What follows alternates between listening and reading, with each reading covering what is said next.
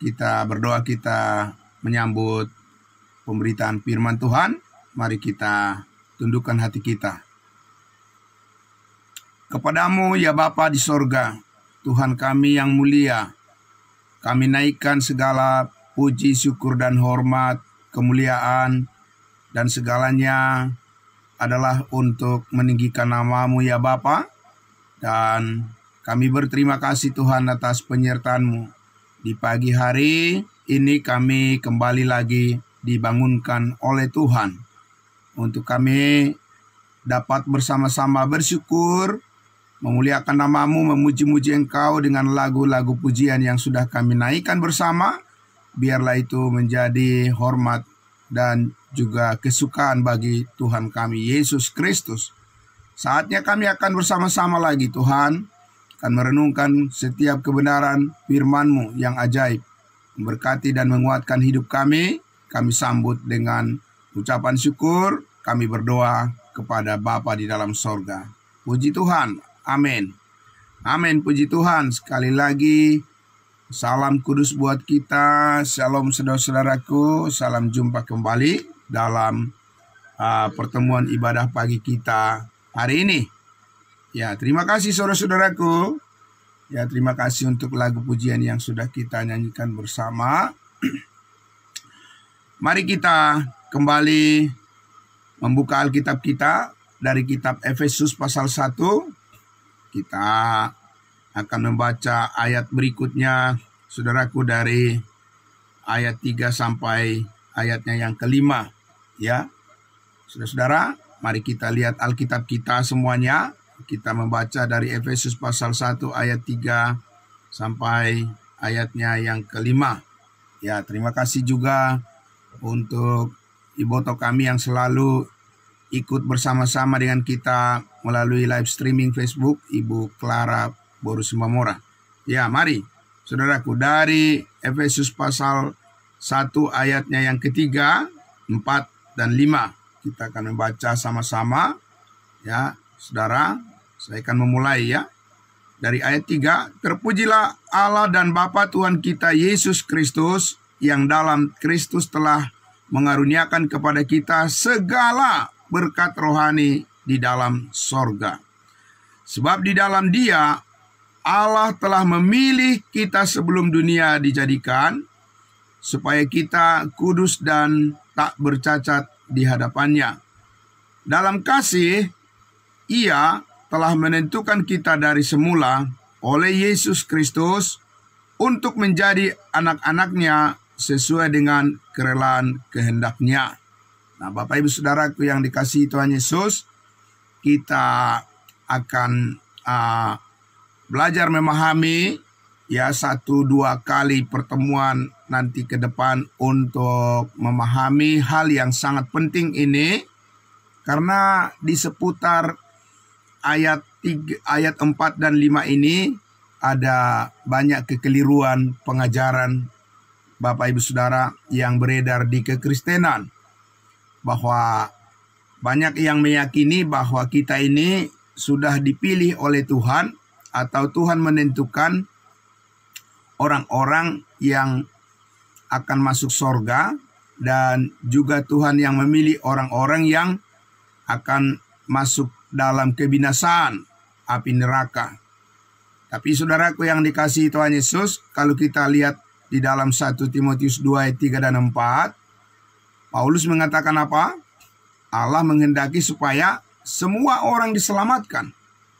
Tidak dikatakan bahwa Tuhan memilih-milih orang untuk beroleh keselamatan. Tidak dikatakan bahwa Tuhan menentukan siapa yang masuk surga dan siapa yang masuk neraka. Tapi Bapak Ibu Saudara tahu bahwa di dalam kekristenan itulah yang mereka pahami, bahwa Tuhan memilih orang-orang Kristen untuk masuk surga, dan orang yang bukan Kristen binasa di lautan api neraka. Tuhan yang menentukannya. Tidak benar itu Bapak Ibu Saudara. Itu kekeliruan yang sangat-sangat menyesatkan, dan Tuhan tidak pilih kasih. Amin. Ya, darah Yesus itu tertumpah untuk mengampuni semua dosa umat manusia, bukan hanya dosa umat orang Kristen saja, tetapi semua orang, ya, Bapak Ibu Saudara. Hanya siapa yang percaya, itulah yang memperoleh manfaat daripada penebusan darah Kristus. Mereka yang percayalah yang memperoleh hidup yang kekal. Maka setiap orang bisa dipilih. Dengan cara bagaimana? Ya dengan cara dia mau percaya. Amin. Kalau dia percaya berarti dia orang pilihan. Kalau dia tidak percaya, sekalipun dia beragama Kristen, itu bukan orang pilihan, Bapak Ibu Saudara. Amin.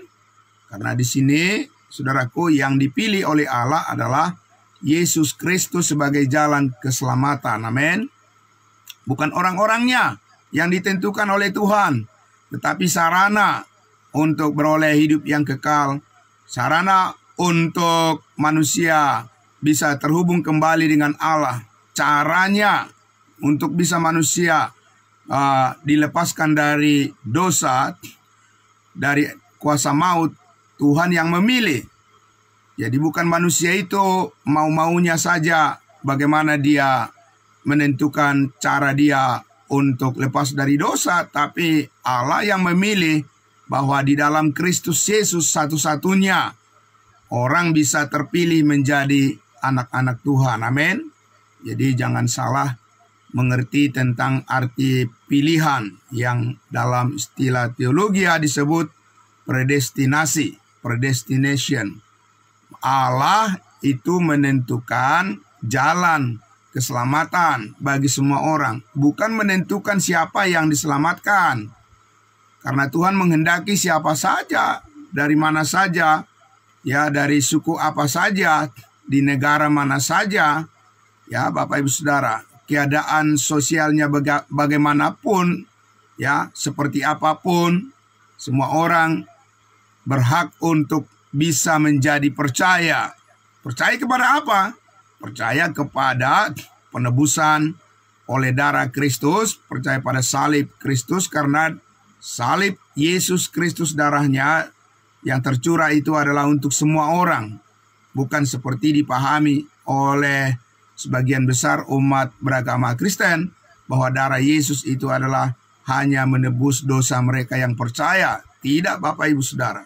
Ya, darah Yesus itu tidak pilih-pilih kasih kepada semua orang tanpa perbedaan. Tapi tidak semua orang secara otomatis beroleh hidup yang kekal. Kecuali mereka, ya setiap orang pribadi lepas pribadi mau menerima, mau menyambut, mau merespon, mau mempercayai, bukan karena usaha, ya, bukan karena perbuatan, bukan karena kerja keras, bukan karena rajin pergi ke gereja, bukan karena rajin berdoa, bukan karena rajin membaca Alkitab, ya dan seterusnya dan seterusnya. Tapi keselamatan itu adalah anugerah, amin. Pemberian secara cuma-cuma, dikaruniakan oleh Allah, dikaruniakan oleh Yesus Kristus, karena percaya setiap orang kepada penebusan oleh darah Kristus atas segala dosanya sekali untuk selama-lamanya. Amin.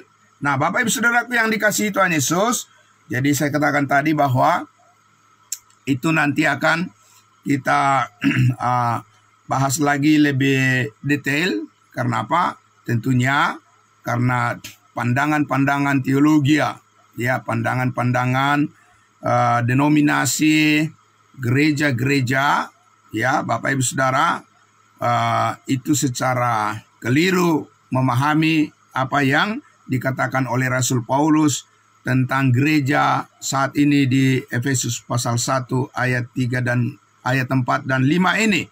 Tapi saudaraku, pada pagi hari ini saya masih ingin mengajak saudara-saudara untuk lebih melihat lagi gambaran deskripsi daripada gereja yang sebenarnya. Gereja yang sesungguhnya saat ini saudaraku bukan mengenali Kristus, dipanggil untuk mengenal Kristus secara jasmani, secara fisik, ya, yang dilukiskan di mana? Yang dilukiskan, digambarkan kehidupan Yesus sebagai manusia di Matius, Markus, Lukas, Yohanes. Ya, karena Yesus saat ini, saudara-saudaraku, kita mengenalnya sebagai Tuhan yang telah bangkit dari antara orang mati, dan dia dikenali sebagai roh dan kebenaran. Amin. Jadi itu sebabnya saudara, kalau kita lihat di ayat 3 tadi, Paulus katakan, terpujilah Allah dan Bapa Tuhan kita Yesus Kristus, yang di dalam Kristus telah mengaruniakan kepada kita segala berkat rohani di dalam sorga. Amin. Jadi Bapak Ibu Saudara, pikirkanlah perkara yang di atas, yang di dalam sorga, bukan yang di bumi. Kenapa? Karena ya pusat ya daripada pikiran, pusat daripada pengharapan kita, pusat daripada pelayanan kita, pusat berpikir kita, Bapak Ibu Saudara, pengetahuan kita adalah yang diturunkan oleh Yesus Kristus yang dipermuliakan di dalam sorga, dan kita dikaruniakan segala berkat rohani di dalam sorga, sementara kita masih ada di mana? Sementara kita masih ada di dalam dunia ini, Bapak Ibu Saudara. Nah, jadi saudara, mengenali pribadi Yesus Kristus saat ini bukan mengenali Kristus secara lahiriah. Karena Yesus Kristus saat ini bukan lagi secara lahiriah mengadakan, melaksanakan rencana-rencana dan programnya dan menyatakan janji-janjinya adalah melalui roh dan kebenaran, ya. Dan itulah yang kita pahami apa yang dikatakan oleh Rasul Paulus sebagai rahasia mengenal Kristus saat ini. Amin. Nah, saudaraku yang dikasihi Tuhan Yesus, jadi apa hubungan pelayanan kita dengan panggilan sorgawi saat ini? Amin. Sekali lagi, apa hubungannya? Apa relevansinya? Ya, apa signifikansinya? Apa pentingnya Bapak Ibu Saudara pelayanan kita saat ini dengan Yesus Kristus terhubung sebagai kepala tubuh? Amin. Sebagai kepala tubuh, dan kita adalah anggota tubuhnya. Kita adalah orang-orang percaya yang telah dimeteraikan dengan Roh Kudus, dan kita hidup di dalam sebuah wadah yang diciptakan baru oleh Yesus Kristus, namanya tubuh Kristus, ya, yang disebut kita hidup sebagai orang-orang yang diciptakan baru dalam Kristus melalui kasih-Nya yang sempurna yang telah dinyatakannya di atas kayu salib. Nah, saudaraku yang dikasihi Tuhan Yesus, jadi hubungan daripada setiap tanggung jawab kita adalah dengan perkara yang tertinggi. Amin. Sekali lagi, hubungan dari tanggung jawab pelayanan kita adalah dengan tuntutan nilai-nilai yang tertinggi. Amin. Bapak Ibu Saudara, jadi bukan nilai-nilai yang rendah, ya, tetapi nilai yang tertinggi, karena saat ini kita memikirkan perkara yang di atas, di mana Kristus duduk di sebelah kanan Allah Bapa sebagai kepala, ya, yang memimpin kita semua kepada seluruh kehendak-Nya, supaya nanti ketika kita bertemu dengan Tuhan Yesus, kita menerima upah yang besar sebagai emas, perak, dan batu permata. Nah, saudaraku yang dikasihi Tuhan Yesus, oleh karena itulah maka Tuhan mengaruniakan kepada kita segala berkat rohani di dalam sorga. Amin.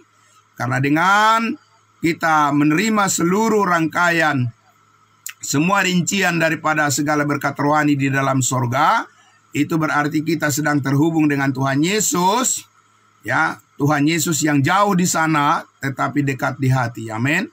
Karena Yesus ada di hati kita, karena Roh Kudus memeteraikan kita menjadi anggota tubuh Kristus yang terhubung dengan hidupnya Kristus, hidup yang kekal, sementara kita masih berjuang, ya, menjalani pelayanan dan tanggung jawab kita di dalam dunia yang sementara ini. Nah, Bapak Ibu Saudaraku yang dikasihi Tuhan Yesus, jadi karena itulah kita harus mengalami progres, ya, kita harus mengalami kemajuan-kemajuan di dalam kehidupan iman kita, dalam pengenalan kita akan Kristus sebagai kepala pemimpin kita, di mana semua orientasi daripada tindakan kita, ya, pemberitaan kita, ya, perkataan kita, dan segala apapun yang kita lakukan, sebagaimana Paulus katakan, lakukanlah itu dengan sungguh-sungguh seperti untuk Tuhan,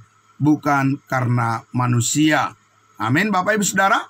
Jadi diperlukan fokus, ya, diperlukan intensi, ya, bagi kita semua dari pengetahuan akan kebenaran yang kita raih setiap hari.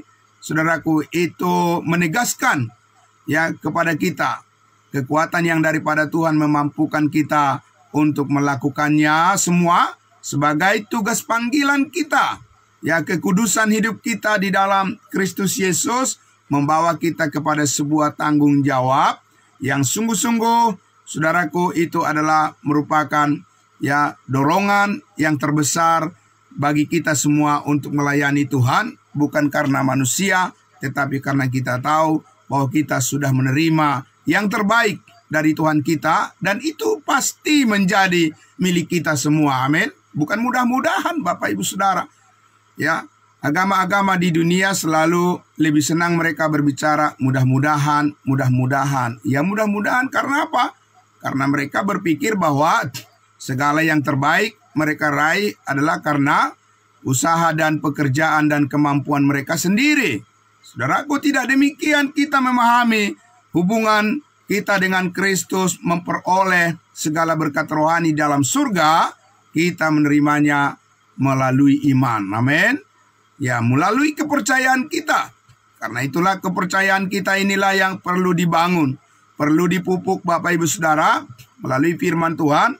Kepercayaan kita, keyakinan kita terus ditingkatkan, dan lebih dalam lagi kita semakin mengenali bagaimana Kristus dengan kasih yang sempurna memelihara hidup kita semua. Amin.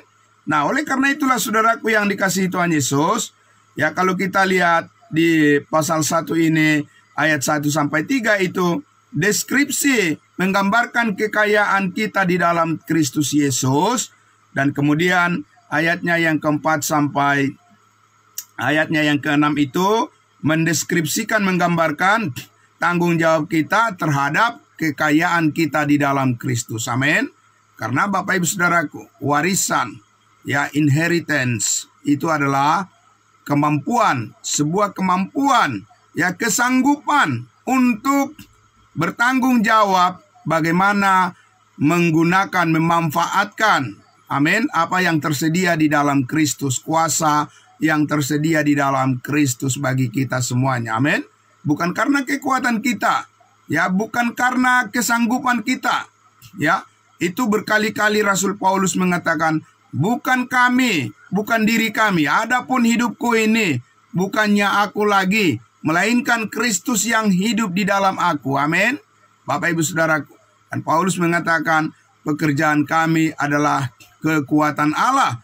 Ya, pekerjaan pelayanan kami adalah pekerjaan yang didasarkan pada motivasi karena bersandar pada kasih karunia Tuhan, bukan karena motivasi bersandar pada kemampuan diri sendiri. Nah, saudaraku yang dikasihi Tuhan Yesus, ini menjadi sangat berbeda apabila kita terus memahami kitab Efesus sebagai firman Tuhan yang mengelola banyak hal yang disingkapkan, banyak hal yang diungkapkan, Bapak Ibu Saudaraku, untuk menggambarkan kepada kita seperti apa gereja yang Tuhan kehendaki di zaman sekarang ini beroperasi, bagaimana gereja tubuh Kristus saat ini mempermuliakan Allah Bapa di dalam sorga, tidak bisa lepas dari kerinduan untuk menyampaikan berita kebenaran tentang salib Kristus, pengampunan segala dosa, ya, saudara-saudaraku, penebusan oleh darah Kristus atas semua kesalahan kita, supaya kita mengerti bahwa ketika kita memberitakan Injil kepada orang lain, Bapak Ibu Saudara, kita tidak boleh lepas dari berita salib. Amin. Harus kita terus mengumandangkan tentang kasih Allah yang terbesar. Ada banyak kasih Allah yang kita terima di dunia ini, Bapak Ibu Saudara.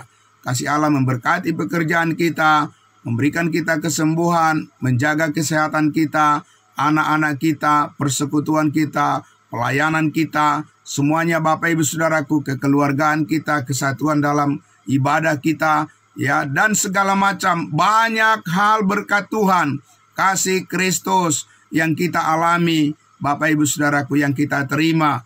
Tapi dari semua pemberian Tuhan, amin, dari semua anugerah Tuhan kepada kita, yang terbesar adalah harus kita mengakui bahwa penebusan akan segala dosa kita, ya saudaraku, sekali untuk selamanya.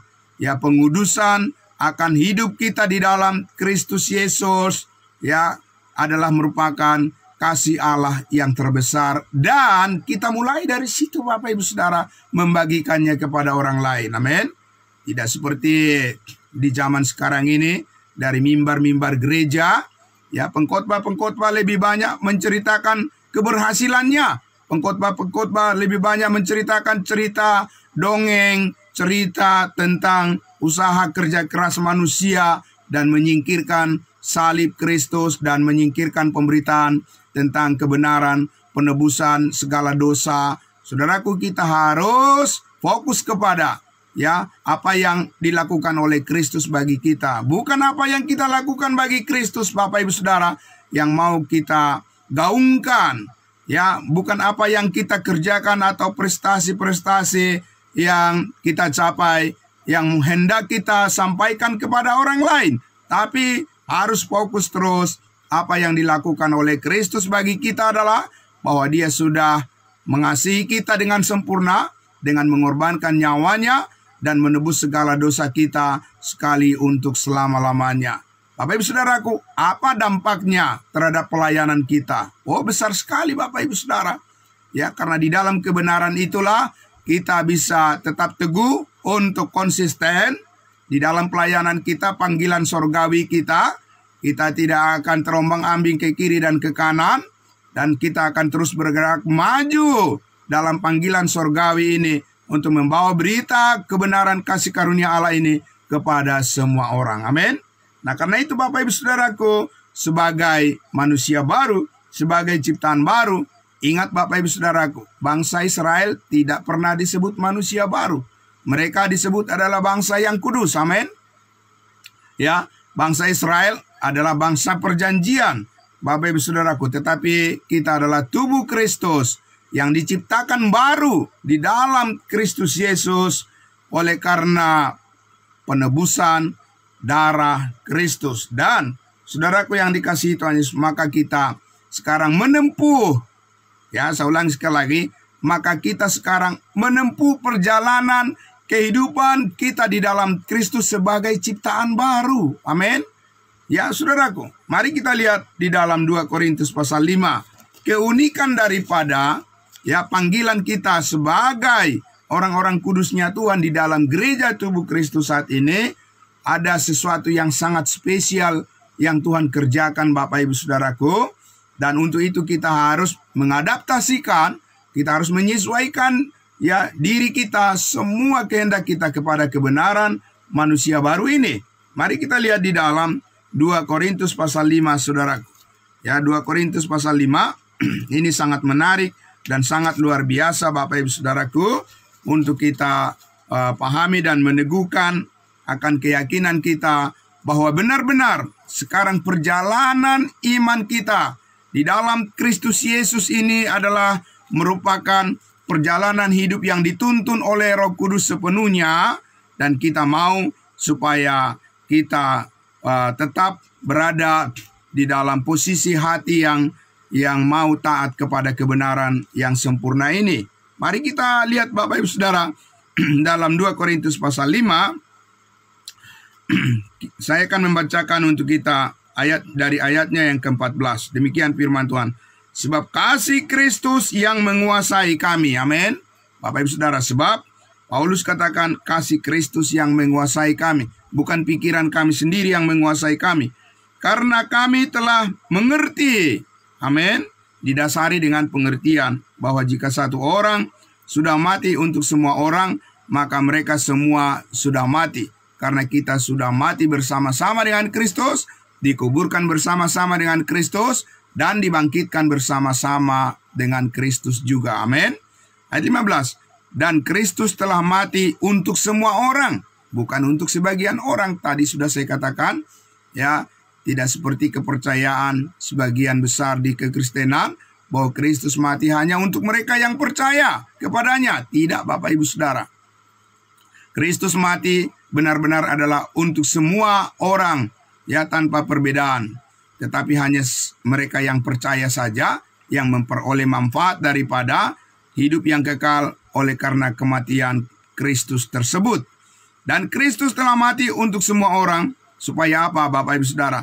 Supaya mereka yang hidup dalam hidup yang baru, tidak lagi hidup untuk dirinya sendiri, tetapi untuk Dia yang telah mati, untuk Yesus yang telah mati dan dibangkitkan untuk mereka, untuk kita yang percaya. Nah, Bapak Ibu Saudaraku yang dikasihi Tuhan Yesus, jadi kita lihat di sini adalah pusat daripada, ya, apa yang kita kerjakan, apa yang kita lakukan, konsekuensi daripada hidup yang baru yang kita terima ini adalah pertanggungjawabannya adalah untuk Kristus semata-mata, untuk memuliakan Dia. Ayat 16. Sebab itu kami tidak lagi menilai seorang juga pun menurut ukuran manusia. Dan jika kami pernah menilai Kristus, ya, jika kami pernah memahami Kristus, jika kami pernah, ya, mengevaluasi, ya, tentang Kristus menurut ukuran manusia, sekarang kami tidak lagi menilainya demikian. Menilai, memahami, mengerti tentang Kristus, hubungan manusia dengan Kristus saat ini bukan lagi secara manusia, tetapi dikatakan ayat 17, jadi siapa yang ada di dalam Kristus, ia adalah ciptaan baru, yang lama sudah berlalu, sesungguhnya yang baru sudah datang, sudah tiba. Amin. Jadi Bapak Ibu Saudaraku, ada satu rahasia. Amin. Rahasia yang sangat besar, di mana kita semua belajar terus untuk memahami tentang Kristus yang menjadikan kita sebagai ciptaan baru. Amin. Sebagai manusia baru, tidak sama dengan ketika Tuhan memperlakukan bangsa Israel di bawah hukum Taurat. Ya, saudaraku, karena ketika Tuhan memperlakukan umatnya yang kudus, bangsa pilihannya, bangsa Israel, di bawah hukum Taurat, maka di sana ada kewajiban-kewajiban secara jasmani, secara ritual, Bapak Ibu Saudaraku, yang mana dilakukan oleh agama-agama di dunia ini menganggap bahwa, ya, karena mereka memelihara hukum Taurat, memelihara sunat, memelihara hari Sabat, memelihara hal-hal yang sifatnya jasmani, ritual-ritual keagamaan, mereka berpikir mereka disucikan hidupnya dengan apa yang mereka lakukan itu. Bapak Ibu Saudaraku, itu kekeliruan mengenal Kristus Yesus saat ini. Saudaraku, Yesus Kristus saat ini dikenali sebagai Tuhan yang berhubungan dengan kita sebagai ciptaan baru, sebagai manusia baru. Kita hidup di dalam manusia barunya. Jadi Tuhan Yesus, Bapak Ibu Saudaraku, menghadirkan manusia baru ke tengah-tengah dunia ini, dan itu yang dititipkan kepada Rasul Paulus sebagai rasul kita bangsa lain untuk membentuk gereja tubuh Kristus di mana-mana. Amin. Membentuk persekutuan yang kudus di mana-mana, saudaraku. Supaya apa? Supaya dari sana terpancar terus pemberitaan akan berita keselamatan hidup yang kekal, penebusan yang sempurna, saudaraku, di mana ciptaan baru, di mana kelompok-kelompok orang-orang percaya, komunitas-komunitas orang-orang kudusnya Tuhan yang tersebar di berbagai tempat, bersatu hati semuanya, ya, di dalam Kristus, di dalam tubuh itu dengan pimpinan daripada Kristus sebagai kepala, dan kita adalah anggota-anggota tubuhnya. Kita taat sepenuhnya kepadanya, dan kita rindu supaya kebenaran yang agung ini bisa disampaikan kepada semua orang, karena Allah menghendaki supaya semua orang diselamatkan. Dan karena iman timbul dari pendengaran, maka kita harus memperdengarkannya, Bapak Ibu Saudaraku, kepada semua orang di setiap kesempatan. Dan baik atau tidak baik waktunya, kata Rasul Paulus, kita harus selalu siap untuk menyampaikannya kepada semua orang yang kita kenal. Bapak Ibu Saudaraku yang dikasihi Tuhan Yesus, sebagai manusia baru, sebagai ciptaan baru. Kita ini adalah milik Tuhan selama-lamanya, dan kepada kita dikaruniakan warisan hidup yang kekal, hidup yang sempurna, berkat-berkat surgawi untuk mencukupi apa yang kita perlukan, supaya gagasan daripada manusia baru ini, gagasan daripada ciptaan baru ini di dalam Kristus Yesus bisa terus bergerak, Bapak Ibu Saudaraku, menjadi terang di tengah-tengah dunia ini. Kita bawa itu melalui berita keselamatan, berita kebenaran kasih karunia Allah kepada semua orang. Amin. Saudara-saudaraku, kita semua adalah orang-orang yang terlibat di dalamnya.